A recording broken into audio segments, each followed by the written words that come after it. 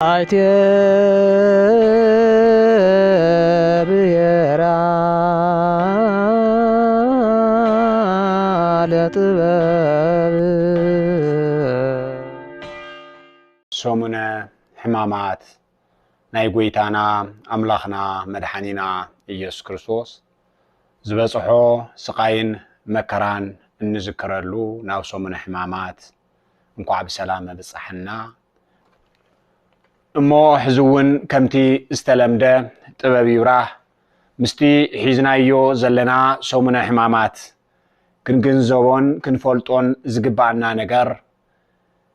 በቢ መዓልቱ እቲ ስግደት እውን ከም ዘሎ ኮይኑ ከምኡ እውን ድማ መሊሱ እዚ ሰሙነ ሕማማት ካብ ሶኒየት ሒዝና ክሳብ ዓርብ ዘሎ እንታይ እንዳሓሰብና ክንጽልይ ይግባእ ኣብ እሙሮና ክንሓስቦ ዝግባአና ነገር እንታይ እዩ ስለዚ ሶኒ ክንሓስቦ ዝግባአና ነገር እንታይ እዩ ዝብል ክንርኢና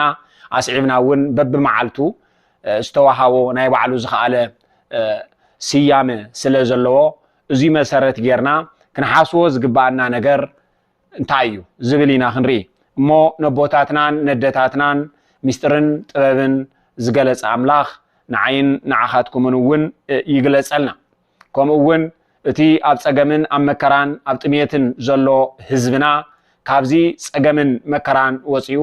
ናፍቲ ሰላማዊ ዝኾነ መነባብሩኡን ከምኡ እውን ነቲ ሲኢናዮ ነበርና ልዕልናና እንረኽበሉ ዓርስና ክኢልና بعرسنا امنت ናይ ቦታትና ተኸቲልና በነፃነት እግዚአብሔር አምላኽና እነመስግነሉ ዋንን ሰዓትን ንኽገብረልና ናይ እግዚአብሔር አምላኽና ሰናይ ፈቃዱ ይኹን እሞ ሶኒ እንሓስቦ ብዛዕባ እታ ፍረ ዝሰአነላ በለስ እዚ ቃል እዚ ተጻሒፉ እንረኽቦ ኣብ ማቴዎስ ወንጌል ምዕራፍ 21 ካብ ቁጽሪ 18 ፈሊሙ ዘሎ እዩ نقدم اتو قدوس قال كننوو مو دحار كعا اتو كنحاسبو زغبانا نجر كنزراربلو اتو قدوس قال كم زيبل نغو ناب كتما خملس انتلو تمي عبدغا منجدي اوم بلس ريو نابا خده انتو خونه قوصلي طرحمبر حانت فره سلا زيرخبلا دقيم كواخي نحوارو فرا أيرخب بلا إتا أم بلس كعا شعو نغزت دك أمزامر تودما ريوم إذا أم بلس كميلا شعو نغزت النابلو تقرمو إيسوس كعا بحكي بلوكم الله إمنات انتهاليكم أم مو انت زي تطراطيركم اذا بلس كم زخونتو طرح ايكونن اتغبرو نزي امبا زي تلاعيلكا نا بحري تورور انت بالكم وون كونلكم يو امينكم بصلوت زلمنكم كله ختقبلوا ايهم الو ملسلهم يبل سلات قدوس قال سم أملاخنا زخبرن التمسجنن يخون زي قدوس قال زي لقاون تبيت كريستيان بزتفلالي من قدي استرجموه انتخون نلومي مستي بس إحنا زلو سجمن مكران أوشتنا بننحر حدينا تجارو زحسبنا زلو زحز زلو متينا زلو مكرا مسارات بمقبار كابزك قالوا زي إنمهارو እንግንዘው ነገር እንታዩ ዝብል ምስታገዜና አመጣጢና ክሬና እሞ ጎይታና አምላኽና መድኃኒና ኢየሱስ ክርስቶስ ናብ ከተማ ክምለስ እንተሎ ጠሜ ዝብል እስኪንረ ጠሜ ምጥማይ ባህሪያቱ ዘይኮነ አምላኽ እቲ ንእስራኤላውያን ካብ ዓለት ማይ አውጪኡ አፈልፊሉ ዘስተየ አምላኽ منا زمجب أملاخ أب نبيات أبني إلياس حديرو نتا إخلي يبلين حروج يبلين زبلت أب إلياس حديرو حروجا نخبركت نخصصن زجبر أملاخ كميلو طمي خبل يخل زبل وشتنا كحسبنا يخل يخون كمون بحديث كيدان كلمصن كلنا ابي يوحنس وانجيل معراف 6 قصر 35 نا هيوت انجرا انا ايه ناباي زمص نزل عالم ايطمن نزل عالم ايصمئن زبل املاح كميلو طميني يبلالو كميلو طمي يبلالو زبل ነገር كنحاسبو يغبان ابزي لبيلنا كنستوعلو زلنا اتي زيطمي زيصمئ ملكوت مستي زطمي زصمئ زدكم سغا كمستوحاده كنرين كلنا بسغو طمي كبلن كلو نري كوين ግን ابزي لبيلنا كنستوعلو زلنا حدا اوان طميت انتبهال انتلو ناي انجرا طرح ينعنا زرينا ناي انجرا طميت كمزي اب قدام قرنطوس 4 معلتن 4 ليتن مسومه طمي يبل ابزي غزي زي ግን اتفتاني نزي من زي حنبشا نغورمو حبيرنا نبلع نكبلون كل خا غويتا زملسو سب زنبر بنجرا طرحن كيكونس بقال እግዚአብሔር እዩ ይልኩም ልሰሉን كلون ስለዚህ ጥሚየት እንትባሃል እንተሎ እንታይ ማለት አብዙዋኑ ዚ ጎይታ ጦሚው ክብልን ከሎ ትርጉሙ እንታይ ትርጉሙ ካብ ሰማያት ወሪዱ ንደቅ ሰባት ክብል ንደቅ ሰባት ክዕንገል ቃሉ ከምህር ናይ ዘለዓለም ህይወት ከትሕዝ ካብ ሰማያት ወሪዱ ኣብዞም ህረሉ እዋን ዝጠመዮ ናይ ሰብ ቃሉ ዘይምስምዑ ናይ ሰብ ጥሚየት ዝበሃላል ነቲ ቃልካ ዘይሰምዑ ቃልካ ዘይተግብሩ ሰባት ተመሊሶም ንሰብ ከጥፍኡ ንሰብ ከጽምቱ ዝለዓሉ ክትሪን ከለኻ ካብዚ ዝበኣሰ ጥሚየት የለ እቲ ቀንዲ ተሳይኑ ዝኔ ሕጂ ናይ ሰብ እዩ ሰብ ተሳይኑ ዝዋን እዚ ስለዚ ጎይታና አምላኽና መድኃኒና ኢየሱስ ክርስቶስ እውን ካብ ሰማያት ወሪዱ ኣብዚ ምድሪ እዚ ኣብዞም ህረሉ ግዜ ኣብዞም ህደርሉ እዋን እቲ ቃሉ ዝሰምዕ ክስእን ከሎ ኣብዚ እዋን እዚ እቲ ቀንዲ ጥሚየቱ እዚ ነበር ጠሜን ክብል ከሎ ቃለይ ዝሰምዕ ሲነ ጠሜን ክብል ከሎ ብቃለይ ዘተግብር ሲነ ጠሜን ክብል ከሎ ምስጋና ዝህበን ሲነ ጠሜን ክብል ከሎ እቲ ዘምህርክዎ ቃለ እግዚአብሔር ዘምህሮ ዘለኹ ናይ ዘለዓለም ህይወት ዘው ናይ ዘለዓለም እንጀራ ዝሰምዕ ሲነ ኣብዚ እዋን እዚ እግዚአብሔር አምላክ ምስጋና ዝህቦ ብቃሉ ዝምራሕ ቃሉ ዘተግብር ብምስአኑ አምላኽና ካባና ዝደልዮ ነገር አሎ ካባና ዝምገቦ ነገር አሎ ካባና ዝምገቦ ድማ ምስጋና ካባና ዝምገቦ ድማ ፍቅሪ ካባና ዝምገቦ ድማ ቃሉ ክነተግብርን ከለና ስለዚ እዛ በለስ እዚኣ ክምገብ ኢሉ ኣብ ዝኸደሉ እዋን እንትርፊ ቆጽሊ ፍረ ዘይብላ ኮይኑ ረኺቡ ናባና እግዚአብሔር አምላኽና ፍረ ደልዩ ምስጋና ደልዩ ፍቅሪ ደልዩ ተግባር ደልዩ ክመጽእን ከሎ ተግባር ዘይብልና ኮይኑ ክረኽበናን ከሎ እዚ መርገምቲ ዘምጽእ ነገር እዩ ቆጽሊ ዝተባሃለ ሃይማኖት ጥራሕ ሒዝካ ምግባር እንተዘይሃልዩ ትርጉም የውል ስለዚህ እቲ ሃይማኖት ሒዘ እየ ክርስቲያን ኮይነ እየን ከይኮነ ምስተ ሃይማኖት እነፍርዮ ፍረ ክሉን ከሎ ግን ጎይታ ናባና ክመጽእን ከሎ ሓቢረ ከምቲ በረን ኩሓኩሓለኹ ክፈቱለይ ናባኹም ከኣቱ ምሳኹም ሓቢረ ክሓድር ክበልዕ ዝብል እዚ በር ዝተባሃለ ልብና ኣብ ልብና ኮይኑ ጎይታ የንኳሓኩሓሎ ኣብ በርና ኮይኑ እንተንኳሓኩሕ ግን ኣብዚ እዋን እዚ ፍረ ዘይብልና ክረኽበናን ከሎ እዚ ሁሉ እንዳተማሃርና እዚ ሁሉ ቤተ እግዚአብሔር እንዳተማላለስና እዚ ሁሉ ቃሉ እንዳሰማዕና ፍረ ዘይብልና ክረክብን ከሎ ድሕሩ እዚ ዝመጽእ መርገምቲ ስለዚ ጎይታ ንዓና ይደልየና እዩ ካባና ክምገብ ይደሊ እዩ ካባና ዝምገቦ ድማ ምስጋና ፍቅሪ ኣብዚ እዋን እዚ ጎይታ ሲኢንዎ ዘሎ እዚ ጎይታ ከይስእን ካባና መጽኡ ፍረ ከይስእን እሞ ፍረ እንድሕር ዘይሃልዩና ድማ ከይንርገም እንታይ ክንገብር ኣለና ኢልና ንሓስወል ኣብዚ ሓለፈ ገብረ ሄረብ ዝብል نتوم مكليت ذهبوا قويتا أتي حدا مكليت استقبله زقبرو نجر انتهالوه عيفريون عيربحون عيبزحون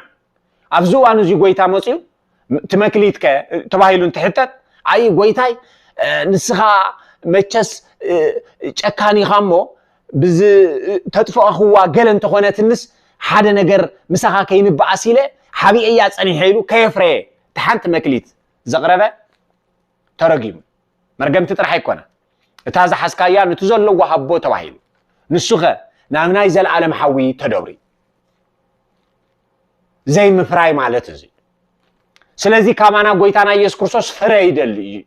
بزعباتا بزعبا بلس بزعبا قوصلي كزارب دولي يكون إذا قوصلي زي أنا هنا تمثاليت نايدك سبات تمثاليت يا سلازي بوزعلة زي النحاسو انت أيو نابزو سومنا حمامات كنجمر نكلنا علة سوني النحاسو انت أيو علة سوني كبال كله الحمامات ترح يكون نزي كنحاسو زلنا كل ساعة كنحاسو زقبالنا نقر كنحاسو زقبالنا نقر تأيو زعلة زي فرا أفريدو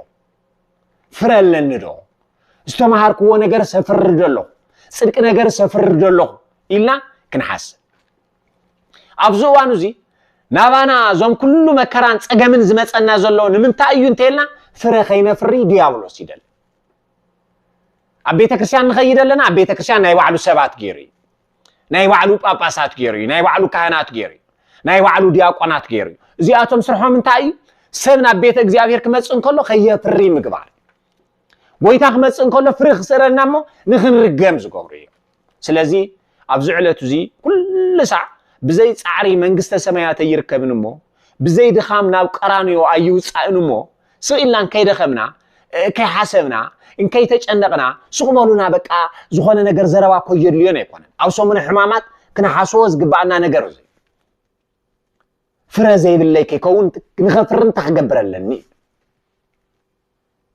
نخي فرز جبرن زلون تعيو إلا خنا حسب جبرن سلازي ديابلوس أو ساعات زي مسراويتو زنقاس أقصل زلو وانو مخنيات نخي نفري خن تخن جبر لنا زبل دما نبغي تام سنقاي أملا خي فرن خفري كابزون كي فرز جبرن زلو نخرحق عقم خابني تقولوا هذني إلا نصلي له نسجد له نجزي أغير أملاكنا نلومنا له صومني سلازي علة تسوني أبوتاتنا كنذكروز جوارونا بزعلة زي سلازي بويتات أمين كبلن كله بزبل لعنا جرن كي كونس كوين جن تعيز بلنا زلوا ساعات زي كابانا فرا خمس دلي مسجانا خمس دلي فقر خمس دلي صلوات خمس دلي كنقرأنا كله أزيك قول لنا كله جن عزيو خمس حزن كوا حليفون مرجم تزمت سمخانو كنرين كلنا زي نحسولو زي أوشتنا إنما لا لسلو أفتي وان سواينا زي سومن حمامات زي إذن أجرو زي مسوشتنا عندها تزراربنا فرا نخنا فري سعري النجابرلو جزين وقت نيو أما مزية تحاحزنا خاع بإسرائيل تمثل كاب سمايا توريدو كاب قدسة قدوسان دنجل مريم توليدو أبزم هرلوان إسرائيل أبز ساعتو زي دك موسينا دك أبراهامينا كم مبال زلزلة فرا استسعانو الوقت ني سلازي إسرائيل بيت إسرائيل فرا زي ولهم مسرخوهم مرجمتو يدحري زماتهم ترجمهم أفزوان زي رجموهم يقويتا سلازي مرجم تزبال نجار نهين ولا نزي فرزينا فرن تقوينا مرجم تلو سلازي زي مرجم تزيد ما نايزل عالم زاد الرق سلازخانة كاوقويتا زفلي سلازخانة نايزل عالم هيوت زسن سلازخانة أزينا كنحسب أزينا كنستنتن أزينا بزعواز نجاروزي كوفيلنا كنزرارو ولو يكبان سميع خاصيل كازخيو دي يكونن إذا نجاروزي نخستو يزملكتا نخستو يزملكتو نولو اللي يكونن زملكتو نخلنا سلازي فرن خينا فري زقبرنا نجار كله تنكيانا هنفرطو هنكلال عبز ساعاتو زي كم تقارو ززاربنا زلو إتا زفريت قدوشان زفريت حجر إتا كمن قدوس ياريد زامسلو زيما ملائكت زيملا نايلي قاونت زفريت حجر نعا كرقو زرع خصنتو تلعيلهم زلو زرعنا ماي نصنتن ناي زلعلم هيوت زوهو منغسته سمايات زورس زرعنا اي نصنتن نولو زلنا ات زرعنا فرزفري زرعي سلازوان ديابلوس كع እዚ ዘር እዚ ስለ ዘይደሊ ዘር እንተሃሊና ጎይታ ስለ ዝምገበና ናይ ዘለዓለም ህይወት ስለ ዘውርሰና እዚ አድማ ዲያብሎስ ስለ ዘይደልያ ዘርኢና ከጽንት ዝመጽ ዘሎ እቲ ቀንዲ ኣብዚ ስዋኤ እዚ ከም ተቃሩ ክንሓስቦ ዝግባአና እዚ ብዛዕባ ፍረና ክንጭነቅ ክንክእል ኣለና ክንሓስብ ክንክእል ኣለና እዚ ፍረ እዚ ድማ እንተፈሪዩ ነፃነት እንተረኺቡ ቋንቋ ዓልየት ዝፈልይ ይኮን ኩሉ ንኽምጎ ዝተዳለወ ኮይኑ ግን እዚ ፍረ እዚ ናይዛ ዝተቀደሰት ሃገረ ትግራይ ፍረ እዚ ናብ ካሊእ ከየፍሪ ነድርቆ ነጥፋዮ ኢሎም ተላዒሎም ዝኔው ብናይ ዲያብሎስ መርሕነት ዝገብርዎ ዘለው ነገር እዚ ሸለል ሊልካ ዝሕለፎ ነገር ፈጺሙ ኣይኮን ሓደ ተጋሩ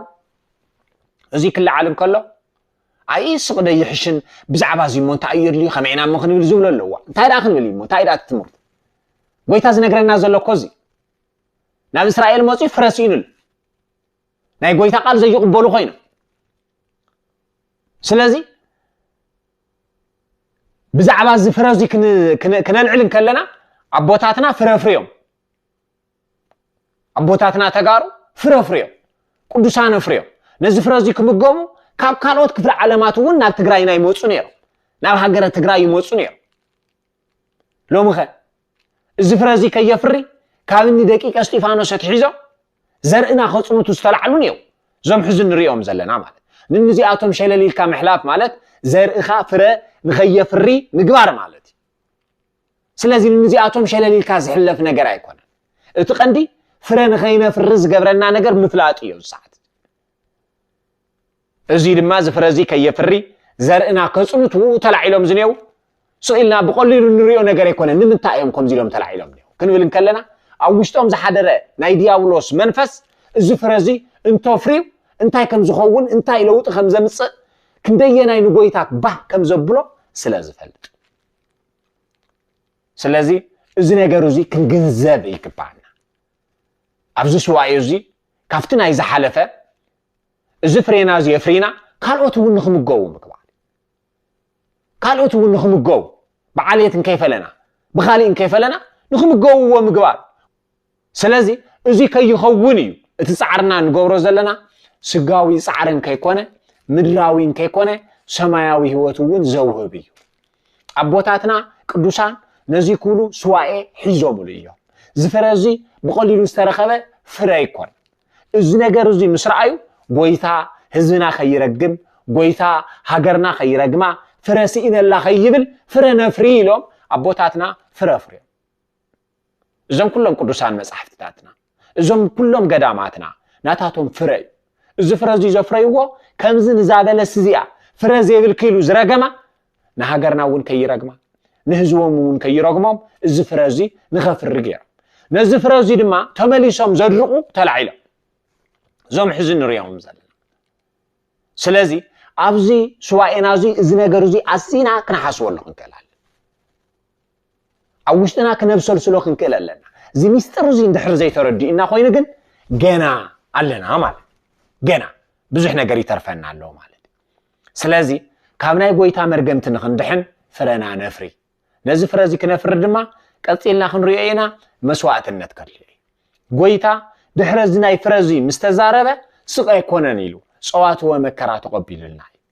ስለዚ መከራ ኣለዎ ስቃይ ኣለዎ ፈተና ኣለዎ እዚ ፈተና እዚ ፈሪሕካ ዝኽወን ነገር ኣይኮነን ፍረን ክተፍሪ ናይ ባዕሉ ዝኸኣለ ውፃእ ውረድ ኣለዎ እሞ እዚና እንርኢ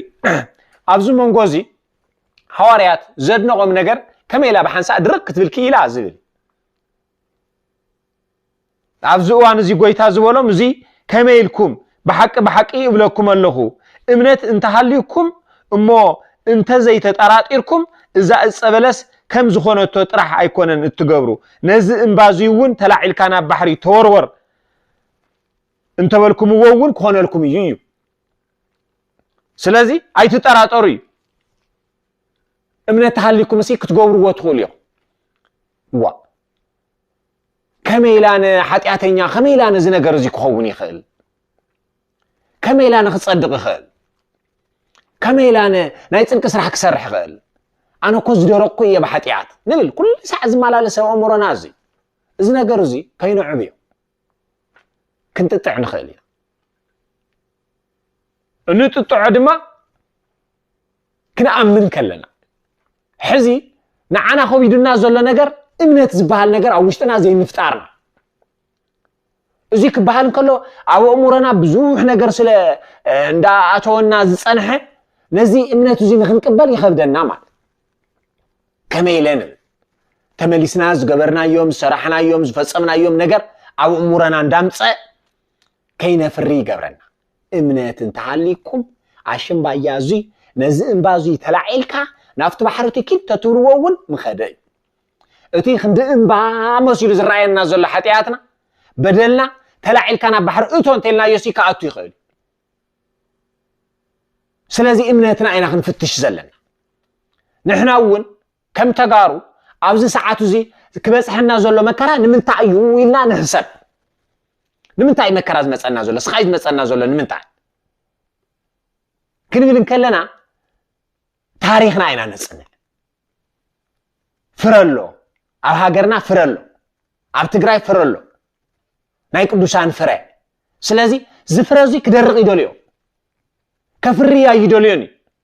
ጎይታ መፅኡ ፍረ ንኽስእነሉ ይደለሉ ነዚ ምንቅስቃስ ጀሚሮም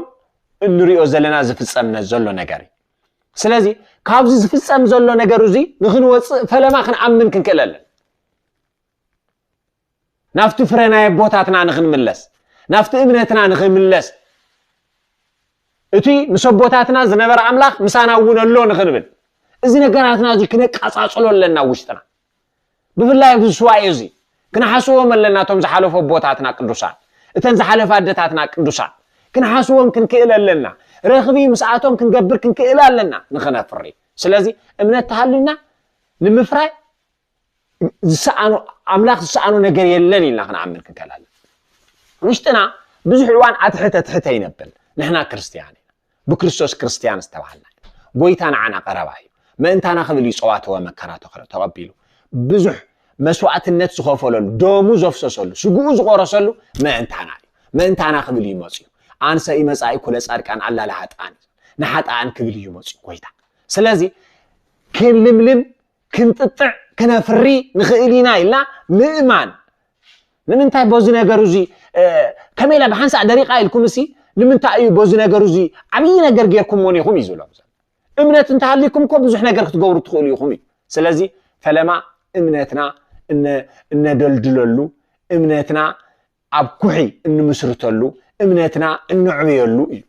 እዚ እንተዘይ ኮይኑ ገና ሕዝውን ኣብ ምጥርጣር ከመይናሞ እንታይናሞ እንብሎ ነገር ውሽጥና እንተሃልዩ ነዚ ነገር እዚ ንኽንከውን ዓብይ ዕንቅፋት ዝኾነና ዘሎ እዚ እሞ እዚ የውፅኢና ፈለማ ናፍታ ዝተቐደሰት ሃገረ ትግራይ እንዳረኣና ናፍታ ብዙሕ ፍረ ዘፍረየት ሃገርና እንዳጠመትና እቲ ዝመፀና ዘሎ መከራ ከዓ ነዚ ፍረ እዚ ከይነፍሪ ንምዃን ከም ዝኾነ ተረዲእና ነዚ ንመከራ ንፈተና እንከይፈራሕና ፍረና ንኽነፍሪ ፃዕሪ ምግባር ኣብዚ ሰዓት እዚ እናሓስቦ እዚ ኣብዚ ሶመነ ሕማማት እዚ እንዝክሮ እዚ ነገር እዚ ስለዚ ኣሚንኩም ብጸሎት ዝለመንኩምዎ ሁሉ ክትቅበሉ ኢኹም ኢሉ በሎም ኣሚንና ዝለመናዮ ሁሉ ክንቅበል ክበና እዩ ጎይታ ዝብለና ዘሎ ቃሉ ከዓ ይርወጥ ኣሚንና ዘይምልማና እዩ እንታይና ዘይኣመና ነገር ውሽጥና ንፈትሽ እዚ ንምንታይ እዩ ፀዋትወ መከራ ዝመጽእ ዝነበረና ሐዋርያ ፈሊጦም ስለ ዝጓዓዙ ዝነበሩ ንሕና ግን ንምንታይ መከራ ዝመጸና ዘሎ ዝብል ፈሊና ኣይፈለጥናዮ ዘለ ሓደ ግዜ ምስቶም ናይ ፈሪሳውያን እምነት ዘለዎም ምስኣቶም ንሕወስ ሓደ ግዜ ኣብ መንጎና እኮ ከምዚ ዓይነት እዚ እኮ ክንፈጥር የብልና ንብል ስለዚ እዚ ነገራትና እዚ ልቢልና እነስተውዕለሉ ልቢልና ምስ ውሽጥና እንመኻኸረሉ እንውስነሉ ዕለቲ እሞ እግዚአብሔር አምላክ ዝሶመነ ሕማማት እዚ ፍረ ነፍርየሉ ናፍቶም ናይ ቦታትና ናይ ደታትናን ፍረ እንምለሰሉ እምነትናን ልዕልናናን ከመ ቦታትናን ንኾነሉን ስዋኤ ክገብረልና ናብ ጎይታና ናብ አምላኽና ናብ መድኃኒና ኢየሱስ ክርስቶስ ክንጽሊ እዛ ዕለተ ሰኒ እዚኣ እዚ ቃል እዚ ናይዛ ፍረ ዘፍረየት በለስ እናሐስወሉ ኮይኑ ንኽንዝክር በዛዕባ ዝነገር እዚ ንኽንመሃሃር ዝገበሩና ነዚ እሞ እግዚአብሔር አምላክ ናይ ቦታትና ናይ ደታትናን አምላኽ ፍረ ንኽነፍሪ ሓይሉ ብርቱዑ ይሃበና ካፍቲ አቲናዮ ዘለና ጸገምን መከራን ወፂና ናብ ራህዋ ኮይና ብነጻነት እግዚአብሔር አምላኽና እንመስግነሉ እዋንን ሰዓትን ይምጻልና بسلام الزسواي يزيو فسيمو ناب فاسيكا بسلام يبصحنا امين وسبحات لእግዚአብሔር